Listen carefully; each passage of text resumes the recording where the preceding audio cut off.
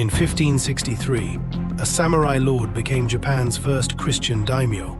Ōmura Sumitada accepted baptism, took the Christian name Bartolomeo, and embraced a foreign religion, arriving in Japan alongside Portuguese traders.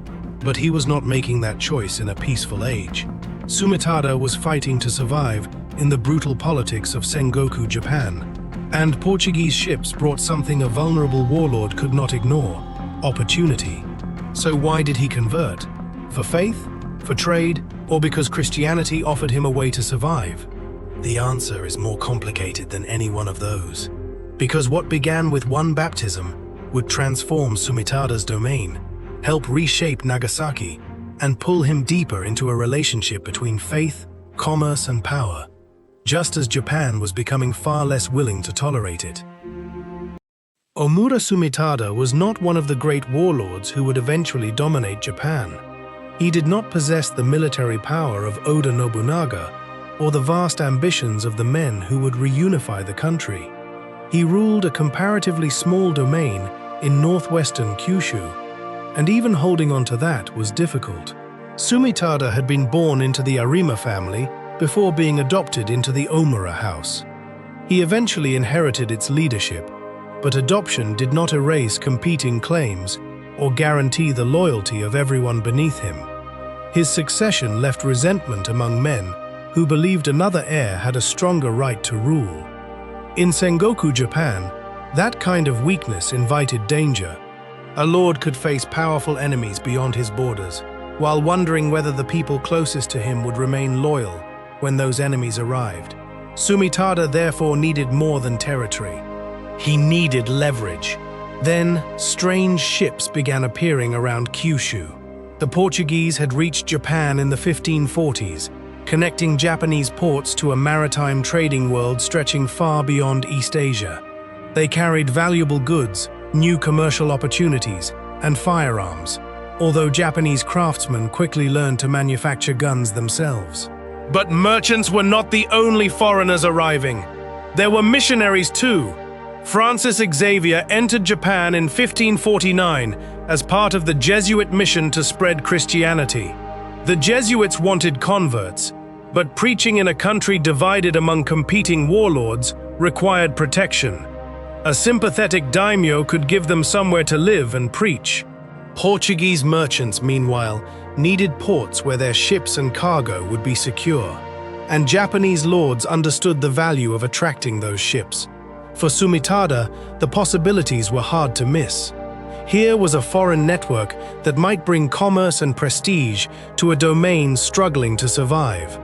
Christianity had entered Japan as a religion. For Sumitada, it arrived at exactly the moment religion and political survival could become dangerously difficult to separate. In 1562, that possibility became real. Sumitada opened Yokosera in his territory to Portuguese shipping and allowed Jesuit missionaries to establish themselves there. Almost immediately, the small port began to represent something larger. Portuguese merchants had a protected place to trade. The Jesuits had a base from which they could preach, and Sumitada gained a stronger connection to overseas commerce. There was no automatic bargain in which baptism guaranteed Portuguese ships. Merchants had their own interests, and missionaries did not simply command where every vessel sailed. But Sumitada could see that good relations with the Jesuits and access to Portuguese commerce were closely connected. For a vulnerable lord, that mattered. Foreign trade could generate revenue, attract merchants, and increase the strategic importance of his territory. Welcoming missionaries was therefore understandable. Becoming one of them was something else entirely. Christianity was entering a society where Buddhist temples and Shinto shrines were woven into local communities, landholding, political relationships, and established authority. Supporting the foreign religion too aggressively could disturb networks on which a daimyo's own rule depended. Sumitada moved closer to it anyway. Missionaries preached under his protection. Converts appeared within his territory. His relationship with the Jesuits deepened. Then, in 1563, Sumitada made the decision that would define how history remembered him. He accepted baptism and took the name Bartolomeo. Japan now had its first Christian daimyo. The political explanation is tempting. A struggling lord wanted Portuguese trade. The Jesuits wanted protection. Each side had something the other could use. Perhaps that was part of what drew Sumitada toward Christianity. But history gives us no clean window into his mind, no single moment when we can separate calculation from conviction. What we can see is what happened afterward. Sumitada did not take the advantages of the relationship and quietly leave Christianity at the edge of his political life. He went further, and the consequences came quickly. In the same year as his baptism, Yokosuka was attacked and burned. During rebellion against Sumitada, Christianity had become entangled with the factional conflicts already threatening his rule, and the port that had symbolized his new connection to Portuguese trade was lost. If his conversion had been nothing more than an easy political bargain, the bargain was already becoming expensive. Yet Sumitada did not walk away. Over the years that followed, he would push Christianity deeper into his domain. Even when doing so, created new enemies, threatened older religious institutions, and made the line between personal faith and a warlord's power increasingly difficult to see. And eventually, that path would lead him to another harbor, a place still waiting to become important: Nagasaki. The destruction of Yokosuka left Sumitada with an uncomfortable reality. The relationship that promised to strengthen his position had not made him secure. His enemies were still there, his domain was still vulnerable, and the port that had connected him to Portuguese trade was gone. Yet his baptism remained. This is where the simplest explanation for Sumitada begins to break down. It is easy to look at 1563 and see a transaction. A struggling daimyo embraces the religion associated with foreigners whose trade he wants. But if Christianity was useful only while it brought immediate political advantage, Sumitada now had reasons to distance himself from it. He did the opposite. He continued protecting missionaries and publicly identifying with the new faith. Christianity spread further through his territory, even as his association with it became tangled with opposition to his rule. We cannot know exactly what Sumitada believed in private. There is no moment preserved in the historical record where political calculation ends and religious conviction begins. Perhaps there was never such a moment. A man could believe and calculate at the same time. A daimyo could see value in Portuguese trade and still become personally committed to the religion carried by the missionaries who helped connect him to it. What matters is that Sumitada's later actions became harder to explain as a temporary commercial maneuver. He kept going when the choice was no longer simple. And as he went further, Christianity stopped being merely the faith of one warlord. It became part of how that warlord exercised power. By the 1570s, the religious landscape inside Sumitada's domain was changing rapidly. Missionaries gained greater freedom. Christian communities expanded. Churches appeared where Christianity had once been an unfamiliar foreign presence. But this transformation was not simply the result of individuals hearing a new religion and freely deciding to accept it. Sumitada was still a daimyo. His support carried authority, and that authority could be used against people and institutions that stood in the way. After Sumitada recovered territory in 1574, the Christianization of his domain accelerated dramatically. Buddhist temples and Shinto shrines were destroyed, while large numbers of inhabitants converted. For Jesuit missionaries, the scale of conversion could be celebrated as extraordinary progress. For communities whose temples, shrines, and traditions were being displaced, the same transformation could look like an assault on the world they already knew. That tension changes the meaning of Sumitada's story. He was not simply a religious outsider bravely resisting everyone around him. He was also a ruler, capable of forcing change on others. The same man who could face danger because of his Christian allegiance could use political power to make Christianity dominant within territory he controlled. That makes his commitment more consequential, but not necessarily more heroic. And it reveals something larger about Christianity's early expansion in Japan. Religion was becoming tied to authority. Authority was tied to commerce. And commerce depended increasingly on access to the ships arriving from overseas. Sumitada had lost the port at Yokosuka. He needed another. This time, the place he chose would outgrow the man who chose it. The place was Nagasaki. In 1571, Sumitada opened Nagasaki to overseas trade. It was still a modest harbor, far removed from the image the name would later carry. But its location offered Portuguese merchants a useful port, and Sumitada could provide the political protection necessary for it to function. Ships came, merchants followed, missionaries established themselves there, and Christian residents gathered around the growing settlement. Nagasaki began to change.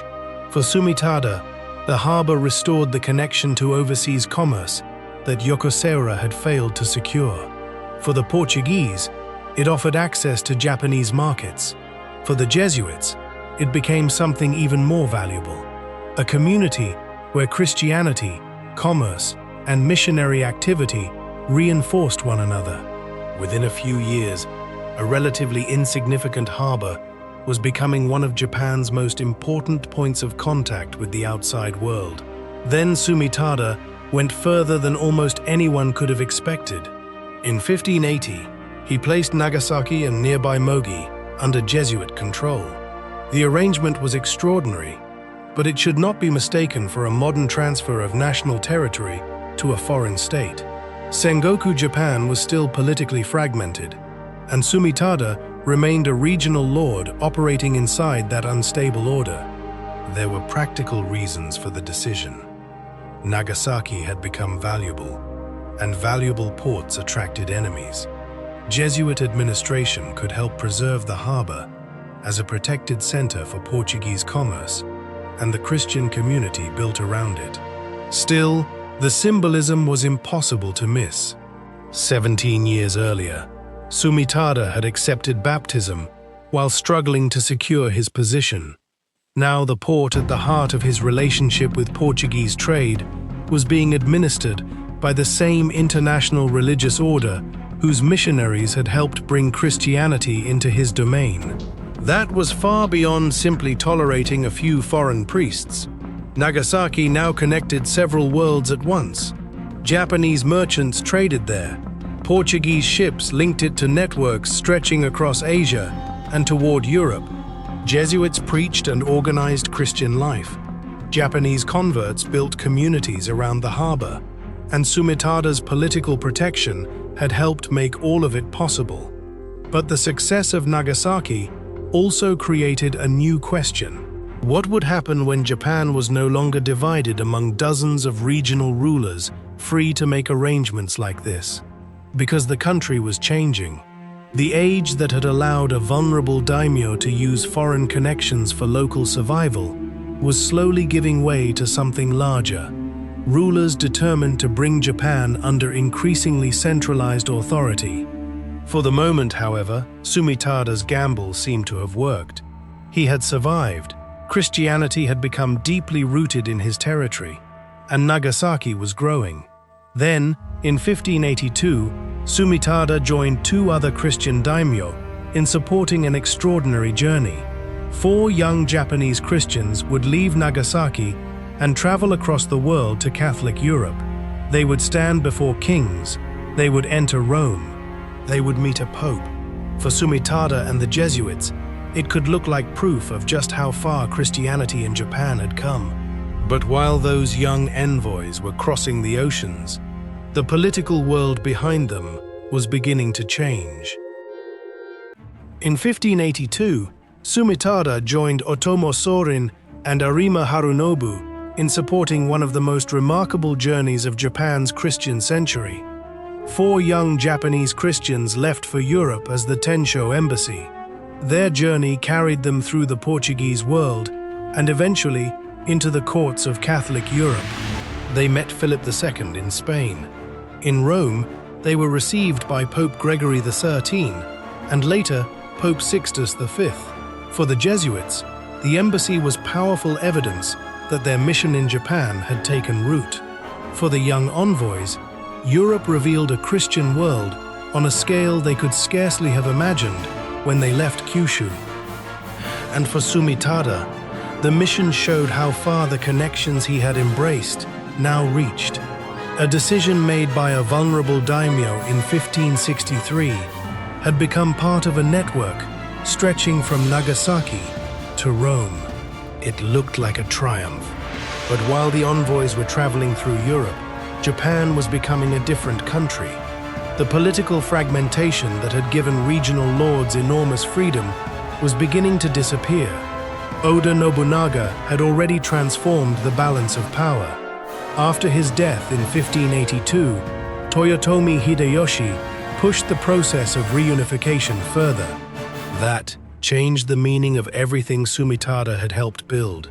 A foreign mission protected by one local daimyo was one thing. A network of Christian communities, foreign priests, Portuguese merchants, and a port under Jesuit administration looked very different to a ruler trying to bring Japan under central control. The embassy was still abroad when that new political reality reached Kyushu. By 1587, Sumitada's world was closing in from another direction. The Shimazu had expanded across Kyushu, threatening rival lords and overturning the regional balance of power. Hideyoshi responded with a massive campaign that forced the Shimazu to submit and extended his authority over the island. For Sumitada and the other Christian daimyo, the arrival of Hideyoshi could have meant security from an enemy they could not defeat alone.